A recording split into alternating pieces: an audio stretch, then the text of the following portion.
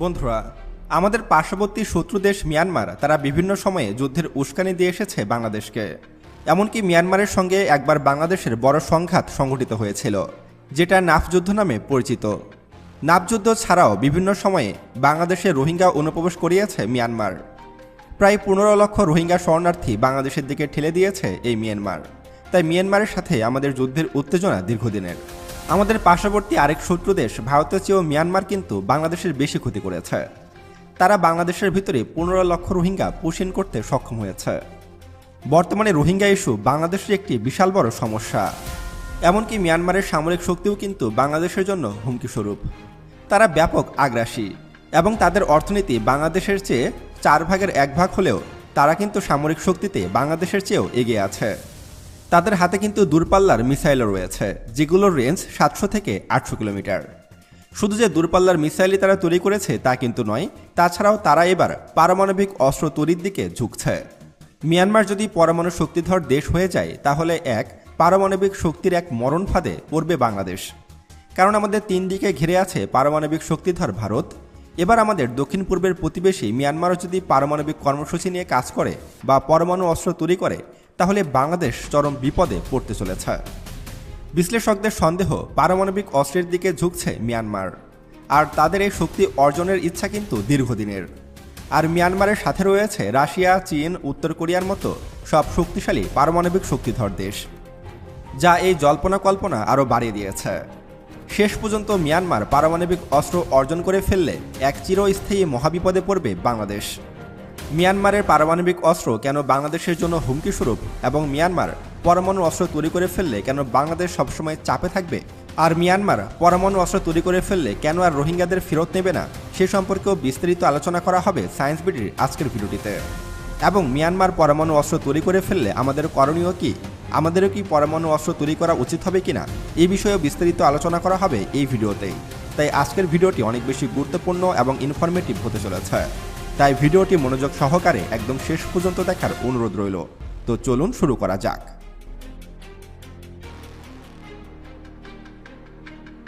বন্ধুরা, মিয়ানমারের শাসক গোষ্ঠী, যাদেরকে মূলত বার্মার বলা হয়, তাদের এই পরমাণু শক্তির প্রতি আগ্রহ কিন্তু আজকের নয়। প্রায় 25 থেকে 30 বছর আগে থেকেই তাদের এই গোপন ইচ্ছার লক্ষণ দেখা যেতে শুরু করে, এবং তারা বিভিন্নবার নিজেরাই পরমাণু অস্ত্র তৈরির চেষ্টাও করেছিল। এরপর দীর্ঘদিন বিষয়টি এক প্রকার ধামাচাপায় পড়েছিল।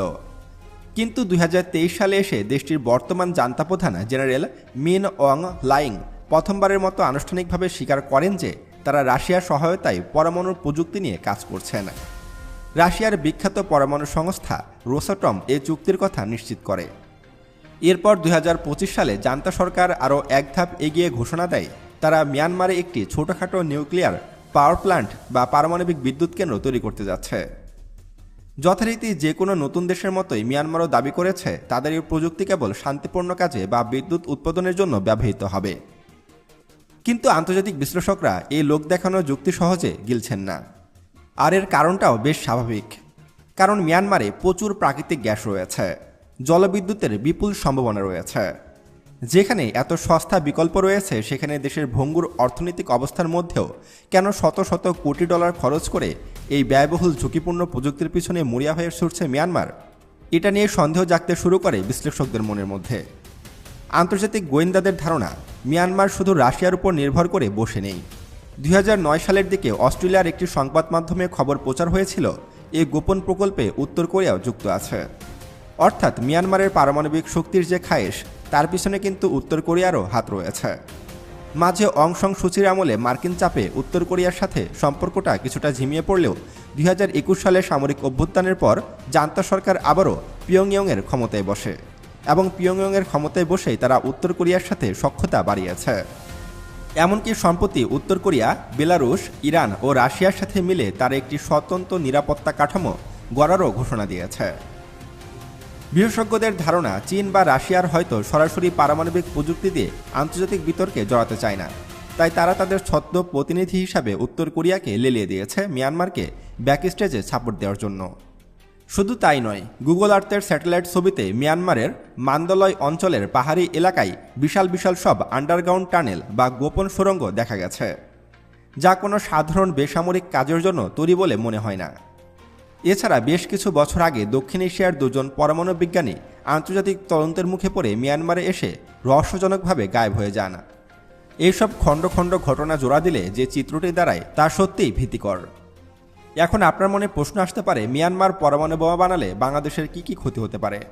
এর উত্তর হলো, আমাদের জন্য এটি একটি চিরস্থায়ী এবং ভয়াবহ নিরাপত্তা ঝুঁকি তৈরি করবে। মিয়ানমারের পরমাণু অস্ত্র কেন বাংলাদেশের জন্য ঝুঁকিপূর্ণ, চলুন সে বিষয়ে জেনে নিই। প্রথমত, ভৌগোলিক মরণফাঁদ। বাংলাদেশের 3 দিকে রয়েছে পারমাণবিক শক্তিধর দেশ ভারত। এখন যদি আমাদের দক্ষিণ পূর্ব সীমান্তের ওপারে মিয়ানমার সেনাবাহিনীও পারমাণবিক সক্ষমতা অর্জন করে, তবে বাংলাদেশ কার্যত পরমাণু শক্তির এক মরণফাঁদে অবরুদ্ধ হয়ে পড়বে। তখন বাংলাদেশের চারদিকেই পরমাণু শক্তিধর দেশ অবস্থান করবে, মাঝখানে মানকা চিপায় পড়বে বাংলাদেশ। দ্বিতীয়ত, রোহিঙ্গা সংকটের স্থায়ী অচলাবস্থা। ইতোমধ্যেই মিয়ানমার লাখ লাখ রোহিঙ্গাকে বাংলাদেশে পুষিন করে এক বিশাল মানবিক ও অর্থনৈতিক সংকট তৈরি করেছে। মিয়ানমারের হাতে যদি পরমাণু অস্ত্র চলে আসে, তবে তারা বিশ্ব জনমতের কোনো তোয়াক্কাই করবে না এবং পুরোপুরি রোহিঙ্গা নেওয়া বন্ধ করে দেবে। তখন রোহিঙ্গাদের ফেরত নেওয়ার জন্য আন্তর্জাতিক চাপ বা কূটনৈতিক আলোচনা সেফ তামাশায় পরিণত হবে। বাংলাদেশকে ভয়ই পাবে না মিয়ানমার। এমনকি নতুন করে আরও লাখ লাখ রোহিঙ্গা বাংলাদেশের ভিতরে পুষিন করবে মিয়ানমার। বিপরীতে বাংলাদেশ কোনো জবাবই দিতে পারবে না, কারণ তাদের হাতে পরমাণু অস্ত্র রয়েছে। তারা পরমাণু হামলার ভয় দেখাবে। তৃতীয়ত, সীমান্তে একতরফা দাদাগিরি। সেন্ট মার্টিন দ্বীপ বা নাফ নদী নিয়ে মিয়ানমারের সাথে মাঝে মধ্যে উস্কানিমূলক আচরণ হয়। এমনকি এই নাফ নদী নিয়ে একটি বড় সংঘাত হয়েছে মিয়ানমারের সাথে বাংলাদেশের। আর এখন যদি মিয়ানমার পরমাণু শক্তিধর দেশে পরিণত হয়, তাহলে পরমাণু অস্ত্রের রক্ষা কবচ পিঠে থাকলে তারা এই বাংলাদেশ বিদ্বেষী মনোভাব আরও কয়েক গুণ বাড়িয়ে দেবে। এমনকি যে কোনো সময় সীমান্তে সংঘাত বা তর্কে তারা বাংলাদেশকে পরমাণু হামলার ভয় দেখিয়ে ব্ল্যাকমেল করতে চাইবে। এমনকি নাফ নদী ও সেন্ট মার্টিনের মতো দ্বীপকে তারা দখল করে নেবে। এমনকি এই দ্বীপগুলো দখল করে নিয়ে তারা সেখানে সামরিক ঘাঁটি স্থাপন করতে পারে, যেটা বাংলাদেশের জন্য আরও বেশি বিপজ্জনক হবে। চতুর্থ, আদিবাসী নিধন ও সীমান্তে অস্থিরতা। বার্মার শাসকেরা নিজেদের দেশের ভিতরে ছোট ছোট আদিবাসী বা জাতিগোষ্ঠীর ওপরে যেভাবে নির্বিচারে বিমান ও কামান হামলা চালাচ্ছে, তা দেখলে মনে হয় তাদের দেশে হয়তো আদিবাসীদের কোনো ভূমিকাই নেই। এরপর তারা যদি আরও পরমাণু শক্তি হাতে পায়, তাহলে তারা আরও বেপরোয়া হয়ে উঠবে। এতে করে সীমান্ত এলাকায় চরম অস্থিরতা তৈরি হবে, যার সরাসরি আঁচ এসে পড়বে আমাদের বান্দরবান বা কক্সবাজারে। বন্ধুরা, এবার আমরা জেনে নিই যে বাংলাদেশের এই মুহূর্তে করণীয় কী। বর্তমানে বাংলাদেশের একমাত্র করণীয় হল রূপপুর পারমাণবিক বিদ্যুৎ কেন্দ্রকে দ্রুত সচল করা এবং সেখানে ব্যবহৃত ইউরেনিয়াম দিয়ে আমাদেরকেও পরমাণু অস্ত্র তৈরি করতে হবে। সে সাথে বাংলাদেশের সামরিক শক্তিও বৃদ্ধি করতে হবে। সম্প্রতি পাকিস্তানের তৈরি সবথেকে অত্যাধুনিক যুদ্ধবিমান JF-17 থান্ডার ব্লক 3 এর সিমুলেটর হাতে পেয়েছে বাংলাদেশ। অর্থাৎ আগামী কয়েকদিনের মধ্যেই পাকিস্তানের এই যুদ্ধবিমানটি হাতে পেতে চলেছে বাংলাদেশ বিমান বাহিনী। পাকিস্তানের তৈরি এই JF-17 থান্ডার ব্লক 3 কতটা শক্তিশালী সে সম্পর্কে জানতে আমাদের এই ভিডিওটিতে ক্লিক করুন এবং আরও এমন ভিডিও পেতে এখনই আমাদের ইউটিউব চ্যানেল সায়েন্স বিডিকে সাবস্ক্রাইব করুন এবং পাশে আসা বেল বাটনে ক্লিক করুন। তো দেখা হচ্ছে পরবর্তী ভিডিওতে। ততক্ষণ পর্যন্ত সুস্থ থাকবেন, ভালো থাকবেন। আল্লাহ হাফেজ।